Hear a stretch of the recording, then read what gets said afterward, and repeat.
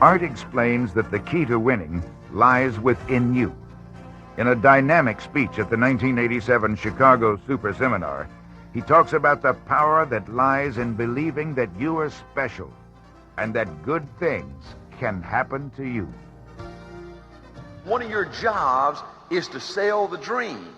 You've got to master how to sell the dream. We don't sell a job. Nobody wants a job. Everybody's got a job. We sell a dream. We sell a pot at the end of the rainbow. We sell hope and opportunity to men and women that just been crushed and are disillusioned and have given up.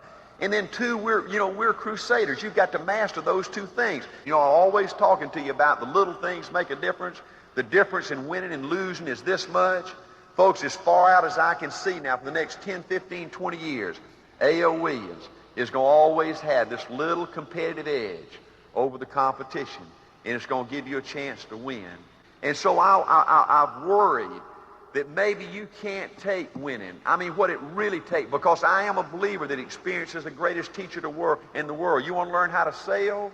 You just go out there, and if you just keep selling long enough, you're going to either get good at it or you're going to die, right? Hey, you want to learn how to be a great recruiter? The best way to learn how to be a great recruiter, just go out there and try to recruit people. If you just keep recruiting, just keep charging, then you're going to learn to be a great recruiter, or you're going to starve to death or die in this business. So I'm a believer that experience is the key to greatness. I'm a believer that all it takes to become a superstar in business, to become wealthy, is a tremendous desire, a tremendous will to win, a competitive spirit, where dadgummit, you're going to demand for yourself success, that you're not going to settle for being average and ordinary. Then all the other things will fall in place in business. I want to wind up now talking to you about what I think is the number one plague in America today. The number one thing, folks, is keeping most men and women down. The number one reason most men and women don't have a chance to win. I want to talk to you this morning about the power of believing. Let me give you an example of why most people don't have a chance now. Folks, I believe now if I got you back in the room back there after this thing was over, and I said, I guarantee you now, if you'll come to work at A.O. Williams and you'll give us everything you got, I mean, you'll bust your butt, you'll compete like you can't believe, you won't quit, I'll give you a living for 2 years. Whatever it takes for you to live on, $800 a month, $1,700 a month, $1,200, whatever it takes, I'll sign a contract with you right now. For 2 years, you can make a living. And then at the end of 2 years, I'll guarantee you we'll make you an RVP, and I'll guarantee you a minimum $100,000 a year contract, guaranteed $100,000 a year for the rest of your life. See, I believe everybody in this room would sign up and take that deal. Folks, do you understand? The opportunity we offer is better than that. But do you understand 99.999% of the people don't believe that can happen to them? They don't believe they're smart enough to make $100,000 a year. They don't believe they're smart enough and special enough to be a real RVP, to lead a big army of people in business. See, I believe the key is you. See, products don't win for you. Systems don't win for you. IQs don't win for you. College degrees don't win for you. You win. The difference is you. And the difference in you is the power of believing you can win. The power of believing that good things can happen to you. The power of believing that you're special. Folks, I believe this with everything that's in me. I believe the biggest single obstacle to success in the United States today is not lack of education. It's not lack of background. It's not lack of money. It's lack of belief in yourself. Folks, I believe with everything that's in me, the biggest problem to winning in these United States is you not understanding human nature. See, folks, I believe it's human nature to fear. I believe it's human nature to worry. I'm a worrier.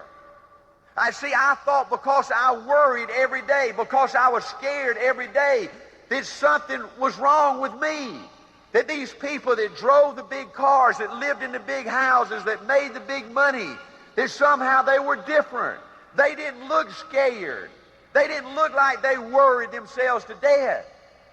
And then when I made it, and I met some of the most powerful people in the world, I found out that every human being, every piece of flesh on this planet is a worrier. They fear. The most powerful people in the world are positive for just minutes at a time, or days at a time, or hours at a time. Folks, you won't meet very many people in your lifetime as positive and powerful as Art Williams. Do you know one of my goals? Before they plant me in the ground, I would like to be positive, totally positive, for one 24-hour period just before I die. Right now, as positive and powerful as I am, I'll get excited and I'll go for an hour or two or three, and then I'll start worrying. I'll start fearing something. It's your ability to deal with that and not let it destroy you that will determine whether you're successful or not. Listen to this, folks. Do you know it's easier to be negative than to be positive? Do you understand that? Do you understand, folks, you've got to work like stink to be positive? Do you understand the easiest thing in the world is to be negative? Folks, do you understand it's easier to be sad than happy? It took me years to find this out. Easiest thing in the world is to be sad. Easiest thing in the world is to be down in the mouth. Toughest thing in the world is to be happy. Folks, do you understand it's easy to be down? It's tough to be up. It's tough to get up. It's tough to be positive. It's tough to be happy. Folks, do you know the easiest thing in the world is to give up, to quit? The toughest thing in the world is to continue to fight. It's so tough to continue to fight. It's so easy just to throw in the towel. Do you know the easiest thing in the world is to sit there and look at other people, successful people, and compare your qualities or what you think your qualities are with what you see in them? To sit there and say, man, I just wish I could talk like him. I wish I was powerful like him. I wish I was confident like him. I wish I was strong like him. I wish I was pretty like him. The easiest thing in the world is to sit there and compare yourself, your qualities, with other people that you admire, with winners out there, and feel like you were cheated. Feel like you were left out. Folks, it's your ability to understand that all those things are human weaknesses. That's just the way it is. It's easy to be sad. It's easy to quit. It's easy to feel that you're not capable. It's easy to worry. That's going to happen to you. The toughest thing you got to deal with is somehow mustering up the courage, in spite of all those fears, in spite of all those worries. It's going to happen to you every day.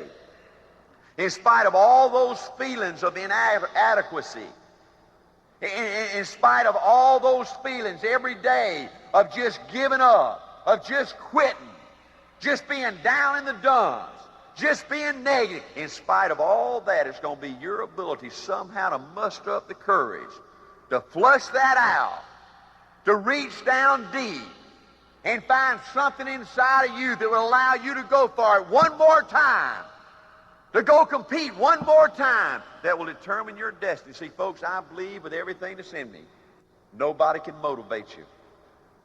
Nobody can motivate you long range. You love to get in there and let your RVP, or you go to church, or you go hear somebody that you admire motivate you, right? And I think all that's essential. But folks, ultimately, nobody can motivate you long range. The only real motivation that lasts comes from inside. You've got to have the ability to motivate yourself in order to win. Let me give you an example. When I was coaching football down in Columbus, Georgia, I was going to Auburn working on my master's degree in school administration. It's something I eventually got. I got a master's in school administration From just a degree standpoint, I'm qualified to be a principal. And when I was going to work on my master's degree, I wrote my thesis paper for my master's titled The Motivation of a High School Athlete. And I wrote my whole thesis on this analogy. I would have lunch every day in the teacher's cafeteria with an English teacher friend of mine. And we would sit there, and this person's been teaching for 15 years or so, and we would sit there, and I would hear her say over and over again, the younger generation's going to hell. You know, kids just ain't like they used to be. And these people just wearing me out. I can't get them to spend 15 minutes doing their homework. I can't get them to pay attention in class. And then she mentioned to me one day, she said, Art, I can't understand how you get so much out of those football players. And I wrote my entire thesis on that analogy. I looked at our football program, and I saw that, folks, this is this. See, to play football, you had to volunteer to do that. See, it was mandatory you take English. So my football players, now when the bell would ring, most of the other boys would go out and play with their girlfriends or whatever, you know. But my players, when the bell rings, they had to volunteer to come down to that old stinking locker room. They had to put on that old stinking uniform. They had to go out there in that hot sun and that coach chew on their butt and push them and pay a prize. See, long after there were no names in the newspaper, there were no crowds in the stands, that bell would ring and they would come down to that weight room, and for hours they'd pump that weights. For hours they'd go out there and they'd run that hill and punish their body. Why could a coach get a kid to make an effort like that where this English teacher couldn't get a kid to spend 15 minutes studying English? And my conclusion was that it all comes down to the leader. It all comes down to how motivated the leader is. Leadership is everything. You show me anything in America that wins, and I'll show you a motivated, excited, positive leader. And I said, you take a typical winning football coach like we had in our program. Man, he would dress out with the kids. He'd take exercise with the kids. He'd work out with the kids. Man, on Friday night when we upset the #1 team in the state, he'd jump in the shower and celebrate with the kids. When a kid scored a winning touchdown, he was hugging him and jumping up and down on the sideline with him. When we had the bitter loss, he cried with the kids. In the last paragraph, I said, you show me an English teacher that loves it like a winning football coach. Yes, maybe she's got to stand up on top of her desk and throw a book and an eraser and a piece of chalk and just let it all hang out. But all of a sudden, you'd see kids get excited about English. See, nobody can motivate you but yourself. It's got to come from within. See, folks, one of my unwritten laws about winning, see, I believe life will give you what you expect.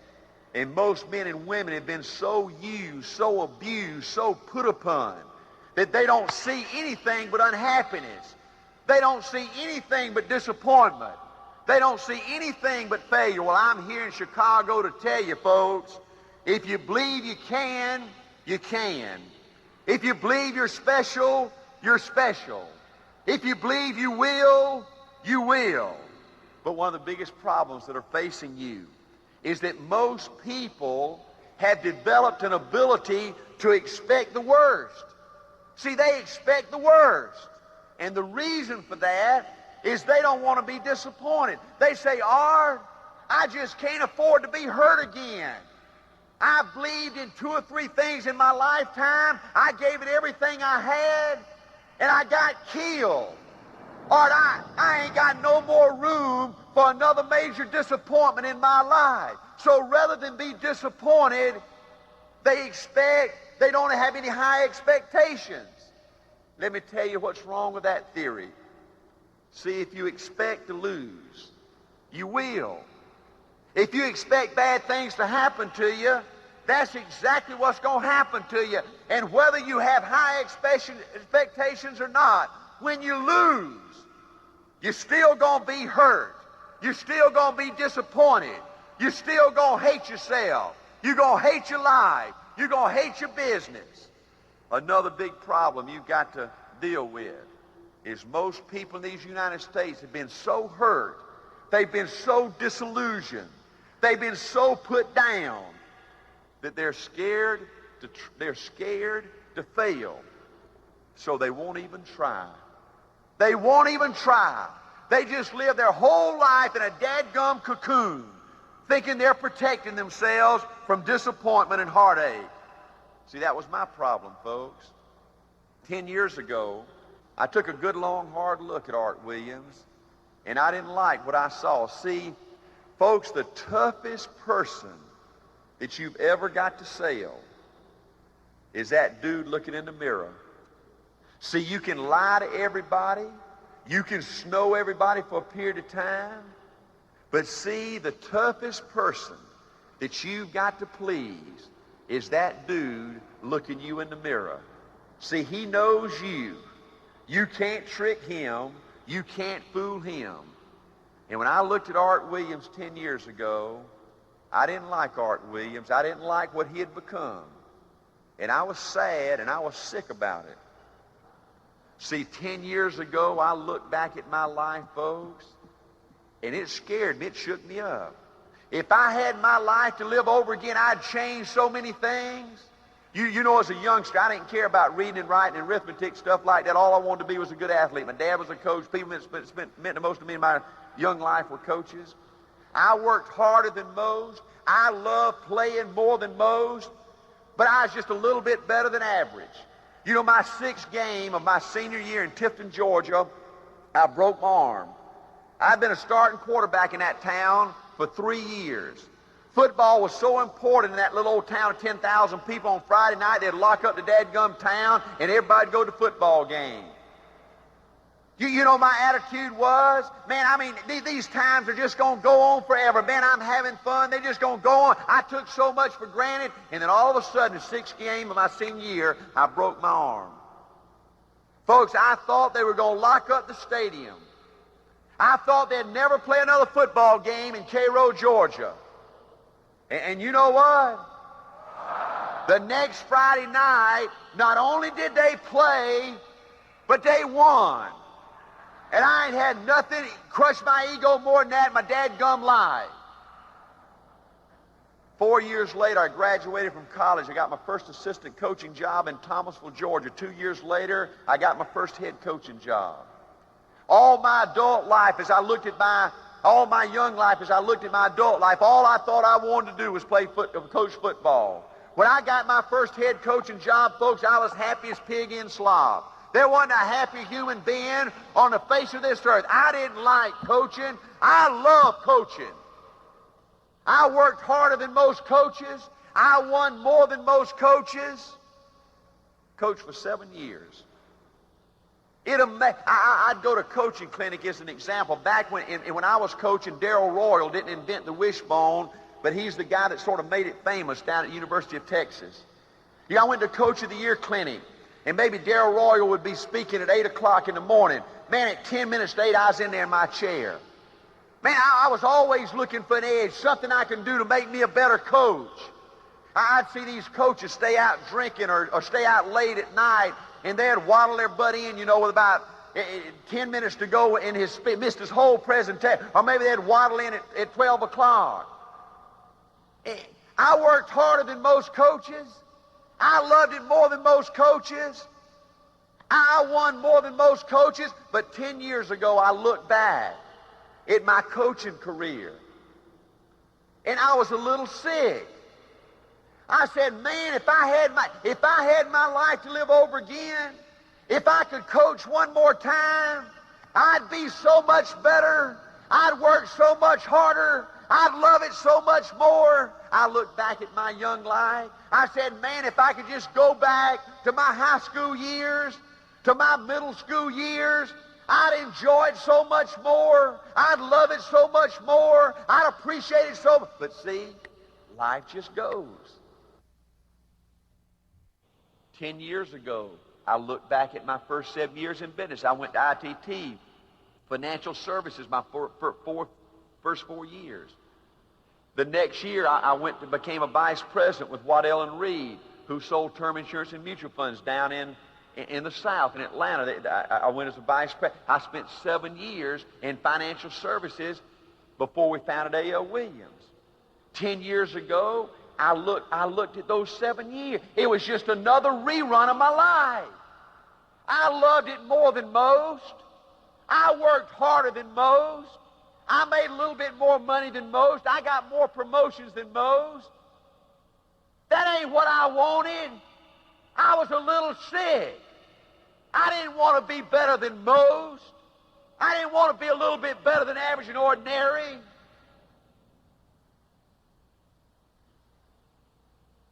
And I looked in the mirror at Art Williams 10 years ago, and I said, why? Why, Art, are you just always just pretty good? Why are you just always pretty good? And I believe I found the answer, folks, that made me a winner. I believe I wanted to win so bad. You know, I ran off and made Angela marry me, you know, and had 2 kids. I wanted Angela to be proud of me. I wanted my children to be proud of me. I wanted my folks to be proud of me. I wanted her folks to be proud of me. I wanted my teammates to be proud of me. And I was so scared that Art Williams really wasn't capable of winning that I always held something in reserve. I always worked up to a point. I always committed up to a point. I always paid a price up to a point, believed up to a point, but I'd always hold something in reserve just in case it didn't work out, that I would have an excuse to tell myself, well, Art, you hadn't found your thing yet. Just keep hanging in there, and one day your thing will come, and you'll know when it's there, and then you can go for it, and then you'll be somebody. And I found out 10 years ago that time was running out, and you don't have an unlimited opportunity to be somebody. And at some point in your time, you got to stand and fight. And I made up my mind 10 years ago when we founded A.L. Williams that this was going to be it for me. That I was going to do it or not do it at A.L. Williams. This is where I'm pitching my tent. I'm going to see this thing through. I don't know if I can make it. Nobody does. I don't know if I'm capable. Nobody does. But I'm dadgum tired of looking at my life and say, Art, why didn't you try? Why didn't you just go for it and see if you can do it? And I went for it. And I became somebody this guy's proud of. The toughest critic you'll ever have is you. See, folks, making money is just one way that you measure success in business. See, I want to be somebody. They're some of my heroes in America. Don't make no money, okay? But to me, I wanted to convince me that I was somebody special, that I was somebody different, that I was somebody unique. And today, it doesn't matter, folks, what anybody else thinks about Art Williams. But Art Williams likes Art Williams.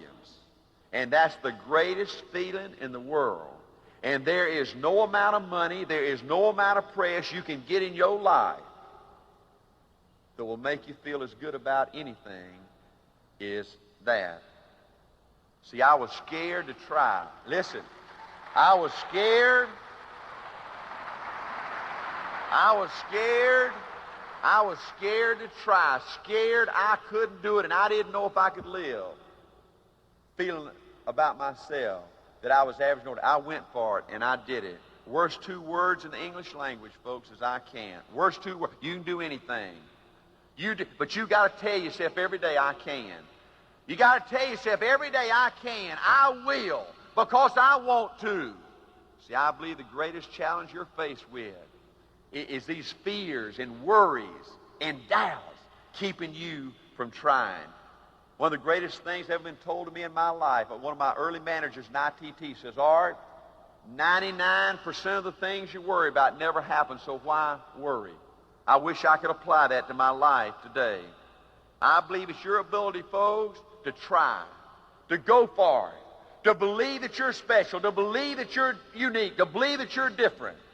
Now, I'm winding this thing up now. Hang with me now. I'm going to give you, when I talk to you, I like to give you things, folks, you can take back and apply to your life and help you win like right now. See, I believe you can change your life in 30 days. I believe that. 30 days from now, folks, if you want to bad enough, you can be a different person than you are right now today. Your whole life can look different than it does right now today. See, you've got to start seeing good things happen to you. You've got to begin to like yourself again. Let me give you 8 things you can do to begin to make that happen. And folks, 30 days from now, you won't be the same person, and you'll begin your road to greatness. Number 1, folks, you can't let the bitchers and the complainers and the quitters and the excuse makers change you and make you sour, make you quit, you're a leader. You're a leader. You're a motivator. You're a builder. You're a coach. You're a winner. Let me tell you what you're not. You're not a marriage counselor. See, I believe 99.9% of the people that think they got marriage problems and think they got to go to a marriage counselor, they need a marriage counselor like they need a hole in the head. So when these people come in, they will start talking to you about the marriage problem. You say, time out. I ain't no marriage counselor. I'm a leader. I'm a winner. I'm a motivator. I ain't no psychiatrist. I can't tell you the number of men and women that come sit down in my office talk to me about their mama didn't love them just right or their teacher didn't treat them just right. I don't know about all that stuff. I ain't no psychiatrist. And I'll tell you this.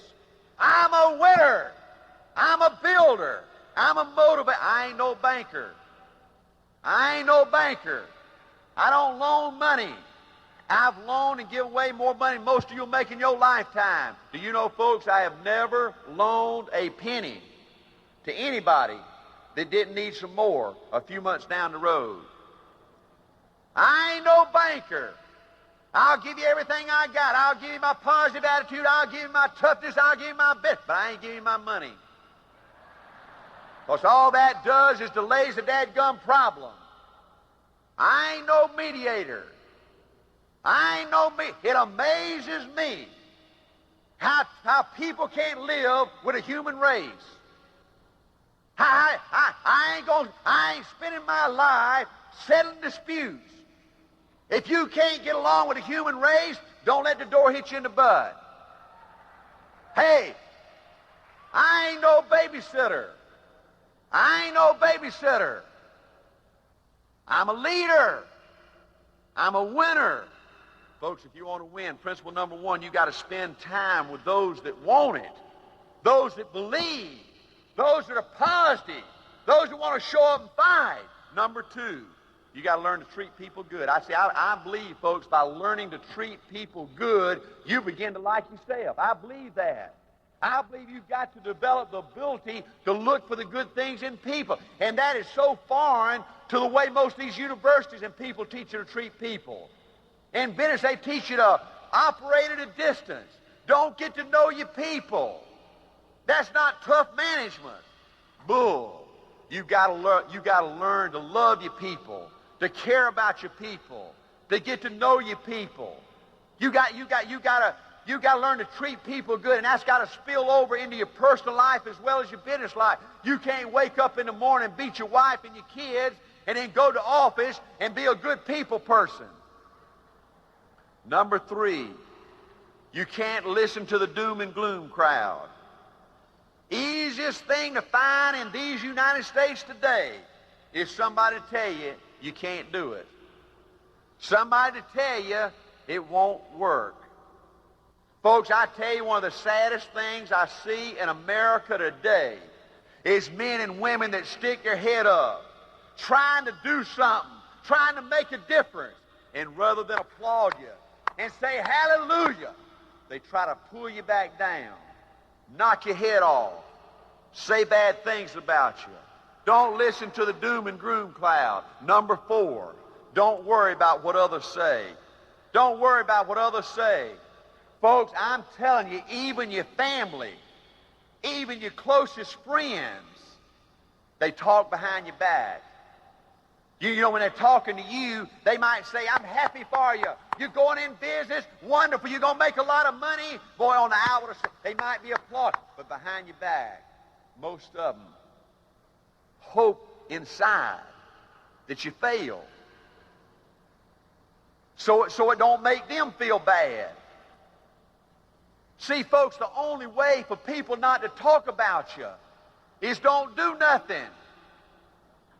The only way for people not to talk about you is to be average and ordinary like everybody else out there.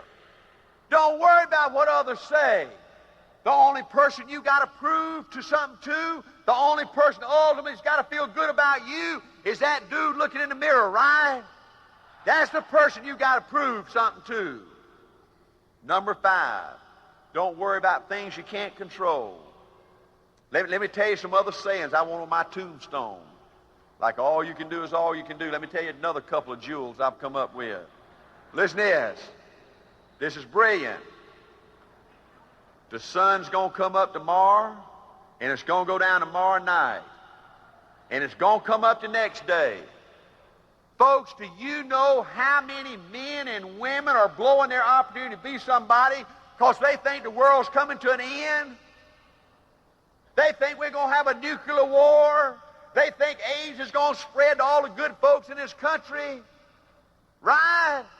They think everything's going to hell. Right? Well, the sun's going to come up tomorrow, and it's going to go down tomorrow night. Let me tell you another jewel. Things are going to be about like they've always been. Do you understand at every stage in the history of America, everybody's seen the world exploding in the Civil War, in the First World War, the Second World War, and all the plagues, right? Things are going to be about like they've always been. There's going to be a United States here way after they plant us in the ground, right? We're here for dadgum flicker, right? This place is going to be around a long time after we're gone. Number 6, you can't worry about making mistakes. You can't worry about you're going to make mistakes. 95% of the plays you call a football game ain't going to work, right? Most things you want to work out ain't going to work out. Most people ain't going to let you come talk to them. They ain't going to buy. They ain't going to come to work. They going to quit, right? That's life. That's the way it is. You learn by screwing up. You learn by doing something. You learn by trying. Let it all hang out. Let it rip. Number 7, get your hero. You want to start feeling good about yourself? Get your hero. Coach Bryant was one of the few heroes in my life. Get somebody in this country that turns you on. Go get you a player or a coach or a minister or a politician or somebody that electrifies your butt, right? And find out something about him you like and then start applying it to your life, right? Try to be a little bit more like them. Before you know it, you start liking yourself. Number 8, always be positive. Always be positive. Always be excited. Always be positive. Always be pumped up. Even if you got to fake it. When you can't be positive and excited, go in the closet and give you a pep talk. But when you face the world, always be excited. Always charge. Don't ever retreat. Let me close with 2 thoughts. Folks, you're here on this earth for a flicker. I was in Cairo, Georgia, 2 weeks ago, my hometown. I saw some of my classmates, and it shocked me how old they looked. Hey, folks, do you know I'm 45 years old, but I don't feel one day over 16. I don't feel old. I got a picture at my home. When little Art was born, there were 5 generations in the Williams family. Folks, I used to look at my parents as ancient, old folks. I used to look at my grandparents as death warmed over. My great-grandparents, I couldn't even relate to that. Do you know today in my clan, I'm the oldest. Ain't that something? Ain't that so? See, folks, I don't believe you have just one opportunity. I don't believe that. I don't believe A.L. Williams is the only good thing happening in America. I don't believe that. But it's one of them. And is this, listen. Is this your first or is this your last opportunity? Second point. Folks, you've got to understand that your life belongs to you. You're responsible for your life. I see so many people that spend their whole life blaming other people for their misfortunes. Well, let me tell you these facts. You're responsible for the good things that happen, and you're also responsible for the bad things that happen. There's nothing that wears my butt out more than to see some football coach that gets beat, and the next day in the newspaper, he says, well, if my fullback hadn't got hurt, if the referee hadn't missed that call, bull! Excuses don't count in life. Excuses don't count in the big leagues. You're supposed to win no matter what happens to you. Bad things and good things.